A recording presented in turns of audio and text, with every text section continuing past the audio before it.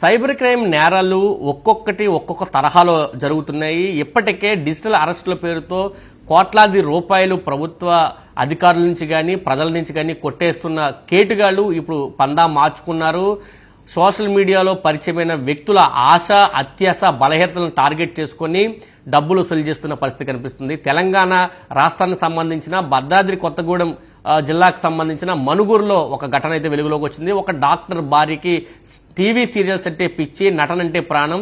దాన్ని ఆసరాగా చేసుకుని సోషల్ మీడియాలో పరిచయమైన వ్యక్తి దాదాపు అక్షరాల 60 లక్షల రూపాయలు కొట్టేసిన పరిస్థితి అయితే కనిపించింది. సీరియల్స్ కి సంబంధించి తనకు ఒక డైరెక్టర్ తెలుసు, కొత్త సీరియల్స్ నిర్మిస్తున్నారు, దాంట్లో ఒక ప్రముఖమైన పాత్రని మీకోసం ఉంటుంది, దీనికి సంబంధించి కొంత ఖర్చు అవుతుందంటూ చెప్పి నమ్మబలికాడు. ఈ నేపథ్యంలో కొంత డబ్బు అవసరమని చెప్పాడు. నమ్మిన డాక్టర్ భార్య కొంత అమౌంట్ ని ఇచ్చింది. తన బ్యాంక్ డీటెయిల్స్ ని కూడా ఆ సైబర్ నేరగాడికి ఇచ్చిన పరిస్థితి కనిపించింది. ఈ నేపథ్యంలో ఆ బ్యాంక్ డీటెయిల్స్ నుంచి తన విలాసాలకి సైబర్ నాయుడు గారు పూర్తిగా వారుకున్నాడు. 22 లక్షలు పెట్టి ఒక కారును కూడా కొన్న పరిస్థితి కనిపించింది. అయితే టీవీ సీరియల్స్ సంబంధించి పదే అడుగుతుంటే దాటవేయడంతో అనుమానం వచ్చిన డాక్టర్ భార్య సైబర్ పోలీసులను ఆశ్రయించింది. రంగంలోకి దిగిన పోలీసులు దానికి సంబంధించిన డీటెయిల్స్ అంతా కూడా సేకరించారు. ఆ అకౌంట్ నుంచి డబ్బు ఎక్కడికి వెళ్ళిందో పూర్తిగా వెతికారు.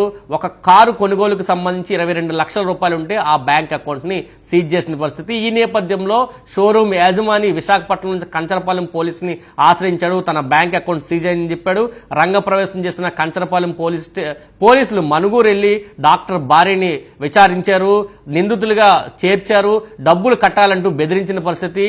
తాము బాధితులమంటూ కూడా ఇద్దరు డాక్టర్ భార్యాభర్తలు ఇద్దరు చెప్పడంతో అక్కడ పోలీసులు తిరిగి ఎఫ్ఐఆర్ కట్టారు. అయితే ఈ ఘటనకు సంబంధించి ఎవరైతే సైబర్ నేరం కేసులో ఉన్నారో ఈయన విశాఖపట్నానికి చెందిన వ్యక్తిగా పోలీసులు గుర్తించారు. దీని మీద ఎఫ్ఐఆర్ కూడా నమోదు చేసిన పరిస్థితి.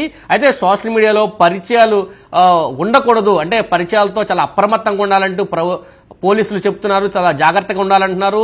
సైబర్ నేరాలకు సంబంధించి పెద్ద ఎత్తున అవగాహన కల్పిస్తున్నా ప్రజలు మాత్రం అత్యాశతో, ఆశతో, బలహీనతతో మోసపోతున్నారు. దీని నుంచి బయటపడాలంటూ పోలీసులు హితవు పలుకుతున్న పరిస్థితి కూడా కనిపిస్తుంది.